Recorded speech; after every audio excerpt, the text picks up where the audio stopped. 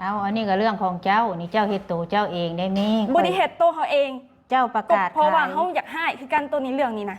คันเจ้าบ่อยากอยู่เจ้าก็บอกตรง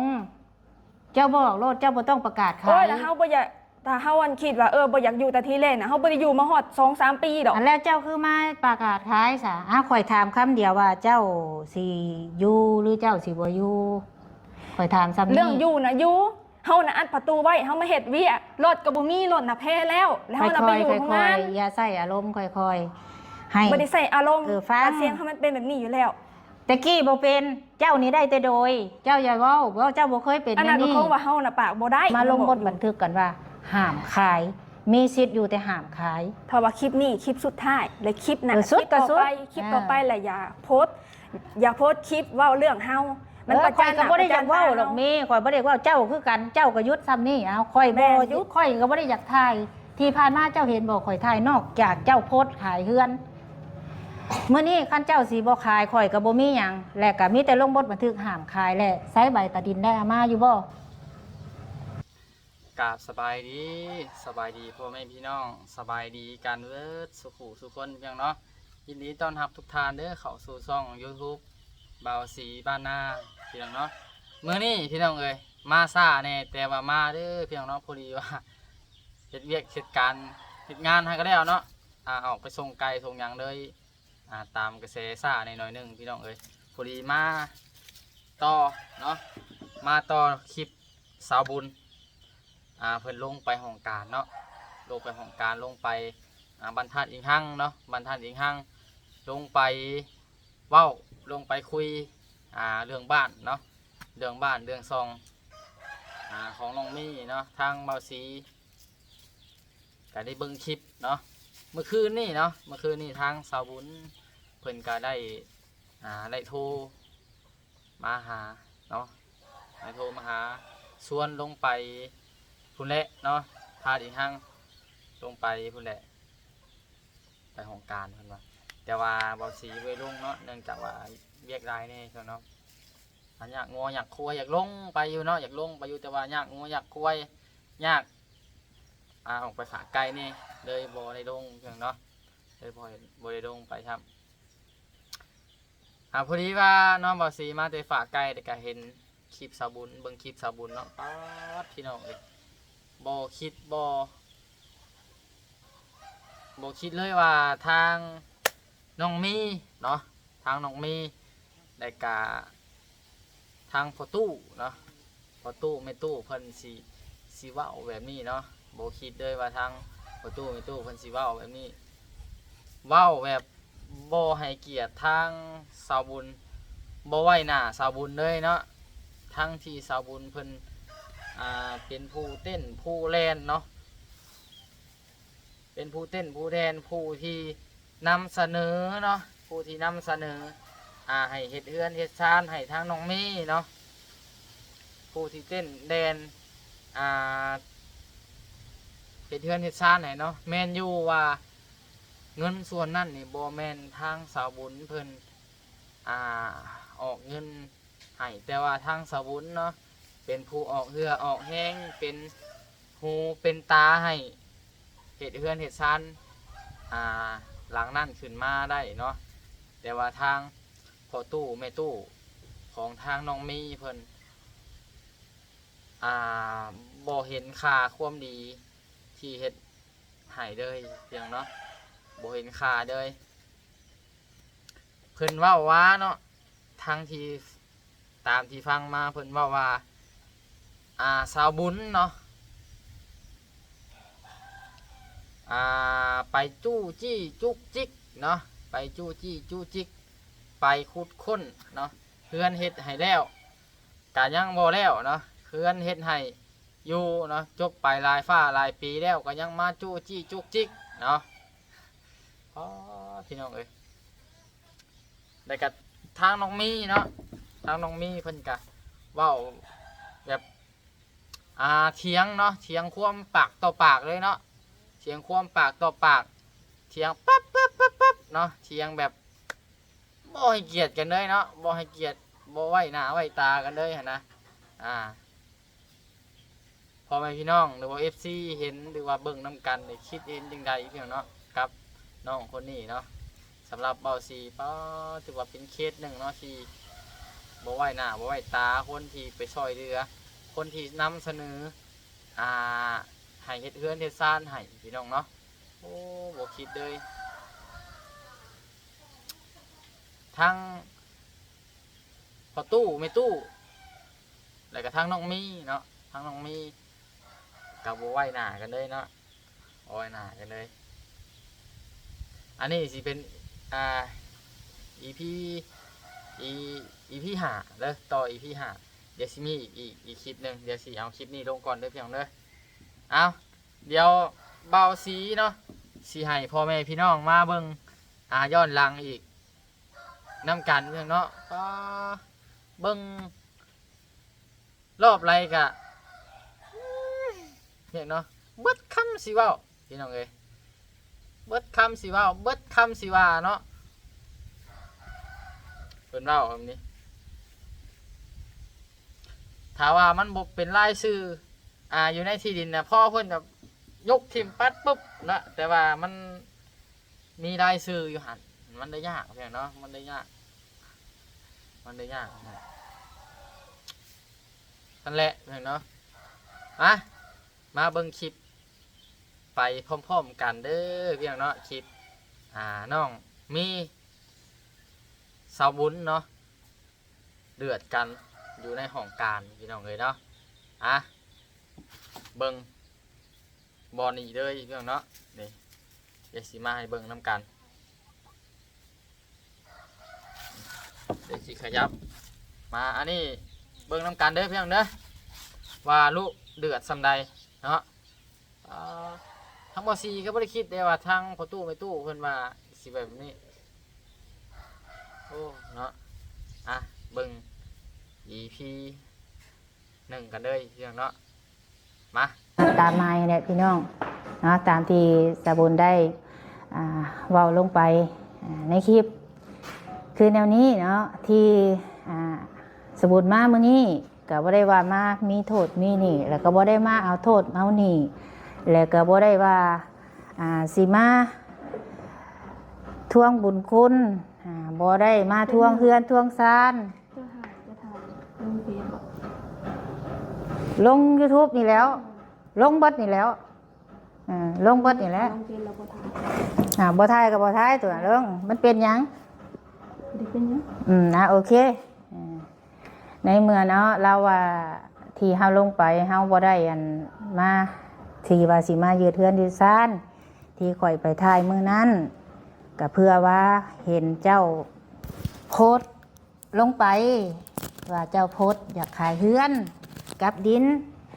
น2 ตอนเฮือน1 หลังห้องน้ำ1 ห้องนอน2 ห้องมีน้ำมีไฟใช้ผู้ใหญ่เพิ่นน่ะเห็นเจ้าโพสต์ลงไปบ่แม่นข่อยเป็นคนเห็นเจ้าโพสต์ลงไปขายแล้ววันนี้เพิ่นเลยว่าเอ้า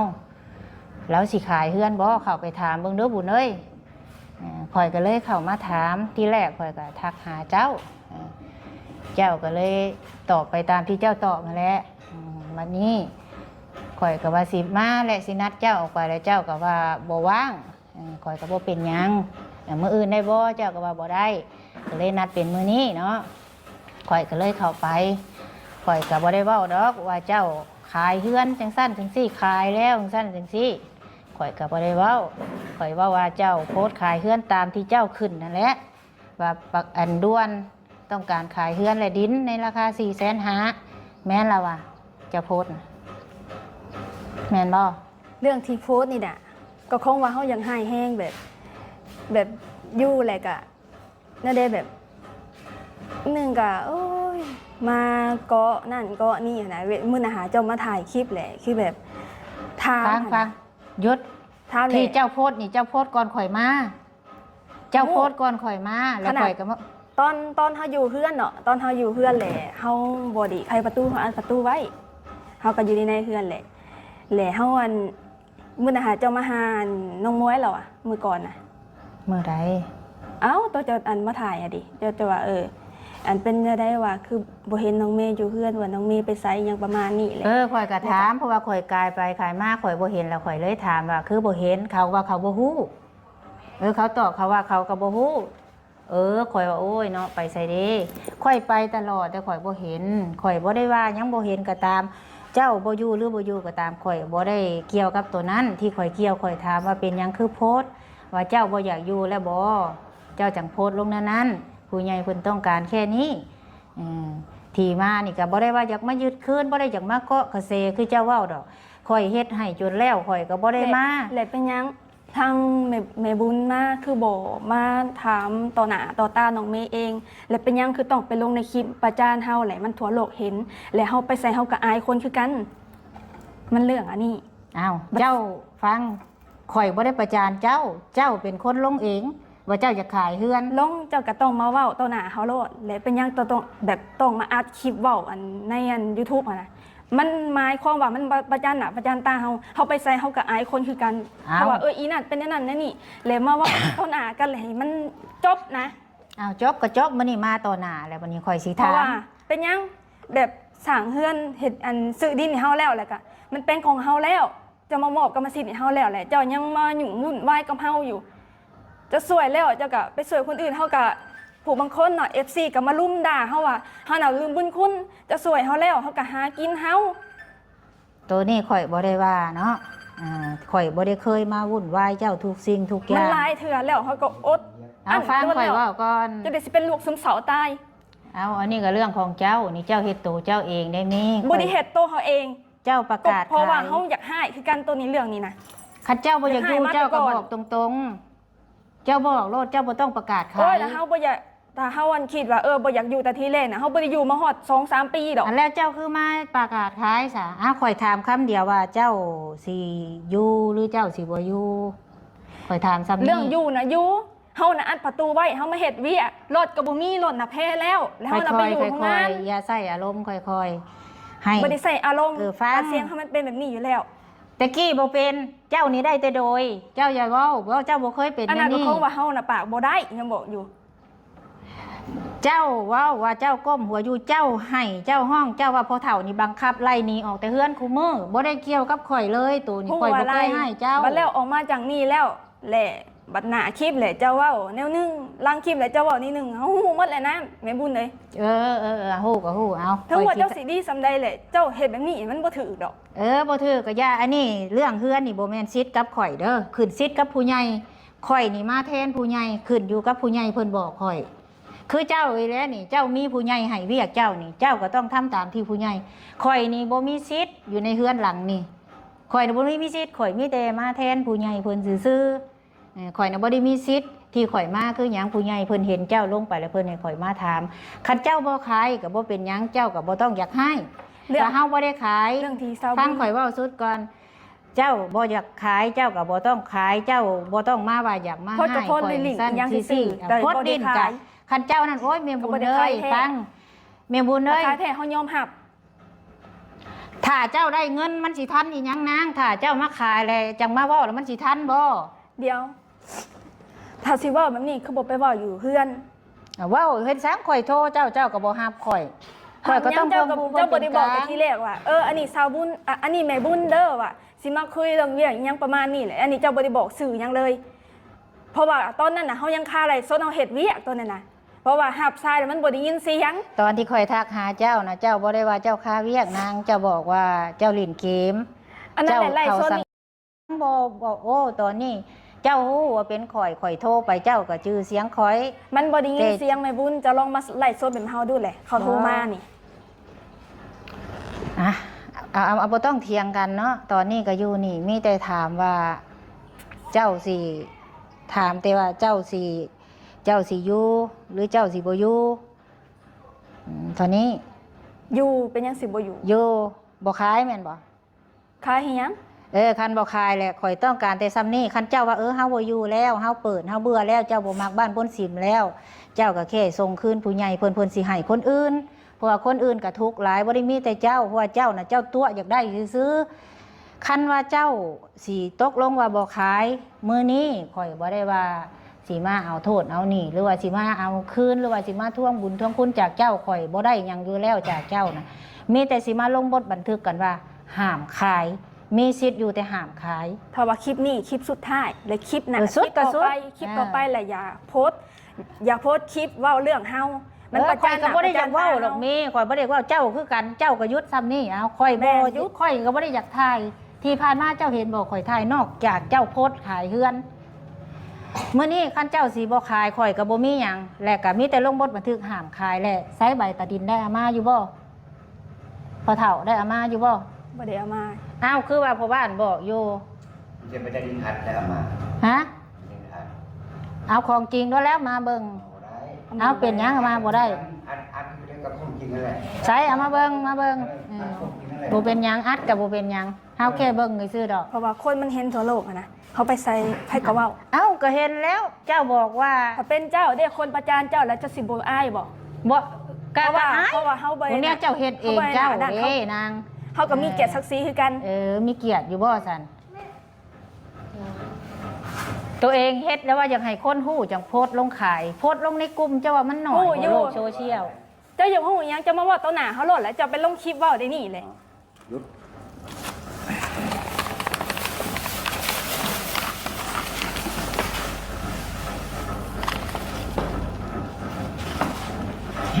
ใบออกแก่นางกองคำเอาเป็นลายซื้อนี่ อันนี้ข่อยกับตัวนี้นี่ลายซื้อขายนี่ มี3 คนเนาะมีซื้อข่อย แล้วก็มีซื้อน้องเจ้า ผู้ใหญ่เพิ่นให้ออกแนวนี้ บัตรใบตัวนี้ออกมา มันมีแต่ซื้อเล่ามันหมายความว่าแนวใด อาจจะฮู้บ่แต่ทีแรกไปก่อนนะ เออ ฟังข่อยเว่าก่อนข่อยมีใบซื้อขายให้ลงตามนั่นที่บอกออกใบตาดิน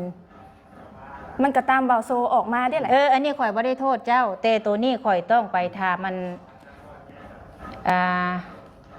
ทรัพย์สินที่ดินว่าเป็นหยังคือออกซื้อคนเดียว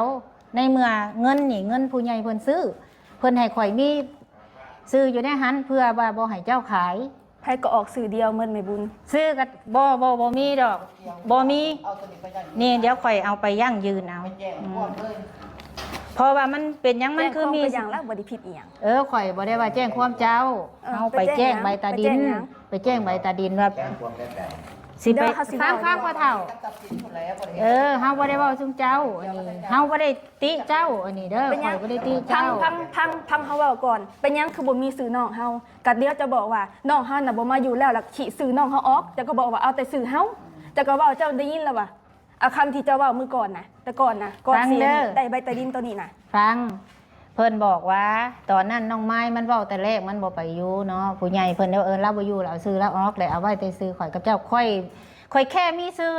ข่อยบ่ได้ต้องการหรอกข่อยบ่ได้อยากมาอยู่เพิ่นเพื่อป้องกันเพื่อบ่อยากให้เจ้าขาย คือแบบนี้แล้วได้แล้วเจ้าบ่อยากขาย แล้วเป็นหยังซื้อดินเฮ็ดเฮือนให้เฮาแล้วและเฮาสิเอาคนมาอยู่นำ บ่ได้ห้ามนางอันนี้ เจ้า บ่ ว่า ได้ มื้อ ห้า ก่อน ม เจ้าว่ามื้อก่อนเจ้าว่าเป็นหยังคือต้องเอาคนอื่นมาอยู่นำน่ะแล้วเจ้าว่าเป็นมื้อน่ะหาอันทางพ่อเฒ่าแม่เฒ่ามาอยู่แต่เจ้าก็บอกว่าไล่เขาเมื่อและให้แต่เฮาน่ะอยู่ผู้เดียวและบัดนี้น่ะ มื้อก่อนน่ะตัวที่เฮาอัดประตูไปเฮ็ดงานคือกันเฮาฮู้หมดว่าเฮาน่ะบ่ได้อยู่เฮือน เอามารถนี่มารถ ไปล็อกประตูไว้บ่ให้เฮาน่ะเข้าเฮือนเจ้าบ่ต้องตัดคลิปตัวนี้นะ โอ้ข่อยบ่ตัดดอก ไปอัดอันประตูก็ได้ว่าเฮือนน่ะสร้างให้เฮาอยู่แล้ว แล้วเจ้าไปอัดประตูใส่ล็อก2-3 หน่วยบอกกระเจน่ะแล้วเฮาน่ะเข้าบ่ได้เฮามาแต่อันโรงงานเนาะเข้ามาเอ้าว่ะเป็นหยังคืออัดประตูว่ะให้คนข้างเฮือนเบิ่งให้ว่าว่ะอันมีคนมาอัดประตูเด้อว่ะเจ้าน่ะเข้าอันเฮือนบ่ได้ว่ะอันนี้ก็เป็นเนาะว่ะ เอาตัว คนอยู่เฮือนแล้วเป็นหยังคือแบบต้องมาล็อก อ่ะเบิ่งซ้ำนี่ไปก่อนเพียงเนาะคลิปเต็มมันอยู่2 3 บนเอาซ้ำนี่คร่าวๆไปก่อนป้าดพี่น้องเนาะบ่คิดเลยว่าทางน้องมี่เพิ่นสิเว้าแบบนี้เนาะทางบ่จักโคมสิว่าเลยกับน้องคนนี้เนาะเพิ่นเว้าออกมานี่ FC หรือว่าพ่อแม่พี่น้องคิด จังใดเนาะเพิ่นเว้าแต่ละคำเนาะเว่าออกมาเว้าแต่ละคำทั้งที่เจ้าของผิดเนาะทั้งที่เจ้าของผิดแต่เพิ่นก็ออกมาว่าคำแก้ตัวของเพิ่นก็คือโฟดดินเนาะโฟดอยากให้โฟดดินโฟดอยากให้เนาะเพราะว่าสาวบุญไปวุ่นวายเนาะไปวุ่นวายไปถ่ายคลิปหรือสั้นจังซี่เนาะแต่ว่าทางวสีสีว่าเนาะก่อนน้องเพิ่นก็ก่อนสาวบุญเนาะสาวบุญสิไปวุ่นไปวายเนาะก็ย้อนว่าน้องเพิ่นไปโฟดอยากขายเฮือนเนาะสาวบุญก็เลยเข้าไปจู้จี้จุกจิกเนาะเข้าไปถามว่าเป็นหยังจึงขายเนาะถามว่าน้องเพิ่นบ่โฟดขายเนาะบ่โฟดขายก็ถือว่ามันจบสาวบุญก็บ่ได้เข้าไปถ่ายเพราะว่ามันจบแล้วเนาะว่าง่ายๆก็หนังเรื่องนั้นนะมันจบแล้วพี่น้องเนาะหนังเรื่องนะมันจบแล้วบ่มีไผอยากเข้าไปเบิ่งแล้วเนาะหนังเรื่องนั้นแต่ว่าน้องเพิ่นมาสร้างวิธีกรรมคืออยากขายเฮือนเนาะก็เฮ็ดให้หนังเรื่องนี้เนาะมันเฮ็ดให้ไปไปถ่ายอีกเทื่อเนาะก็ย้อนว่าน้องเพิ่นโพสต์ขายเฮือนว่าตีง่ายรวมๆสั้นๆก็คือถ้าว่าน้องเพิ่นบ่โพสต์ขายเฮือนก็อยู่ได้ตลอดชีวิตอยู่จนเฒ่าตายเนาะสืบทอดจนกลัวลูกชั่วหลานเนาะแล้วแต่สิทธิ์ของน้องเพิ่นเนาะถ้าว่าน้องเพิ่นบ่ขายอันนี้น้องเพิ่นโพสต์อยากขายเนาะผู้ใหญ่ใจดีหรือว่าคนที่อุปถัมภ์เฮ็ดเฮือนเฮ็ดซ่านให้เพิ่นก็บ่พอใจเนาะที่เพิ่นเฮ็ดเฮือนเฮ็ดซ่านให้น้องเพิ่นก็ย้อนว่าน้องเพิ่นนั่นอยากมีเฮือนของตัวเองตะกี้เนาะได้มาวันนี้แหละเมื่อกี้นี่งัวเขามาห่วงพี่น้องเลยมาต่อกันต่อพี่น้องเนาะEPใส่อะไรกินนี่ลืมเลยว่าเรื่องน้องมีต่อพี่น้องเนาะก็คือว่าแหละน้องมีเพิ่นก็อยากขายเนาะถ้าว่าน้องมีเพิ่นบ่ขายกันเรื่องนี้ก็จบไปพี่น้องเนาะสำหรับคลิปนี้พี่น้องเลยฝาก FC ลองคอมเมนต์เบิ่งน้ำกันพี่น้องเนาะว่าน้องคนนี้กับครอบครัวนี่เพิ่นคิดเห็นจังใดพี่น้องเนาะก็คือตามความคิดเบาสีเนาะน้องเพิ่นนี่บ่มีจิตใต้สำนึกขอบใจให้สาวบุญเลยบ่มีเนาะบ่มีเลยพอแท้เนาะพี่น้องเนาะสำหรับคลิปนี้พ่อกันคลิปต่อไป EP 5ต่อเนาะอีก EP 1เนาะก็คือหนังเรื่องนี้คือสิยาวเติบเลยพี่น้องเนาะหนังเรื่องนี้จังใดก็ฝากติดตาม EP ต่อไปพี่น้องเนาะ EP นี้ถือว่าคลิปนี้จบไปก่อนพี่น้องเนาะพ่อกันคลิปต่อไปเด้อสบายดีพี่น้องเด้อพ่อกัน EP ต่อไปนะ EP ต่อไปเดือดกูนี่แน่นอนพี่น้องเลย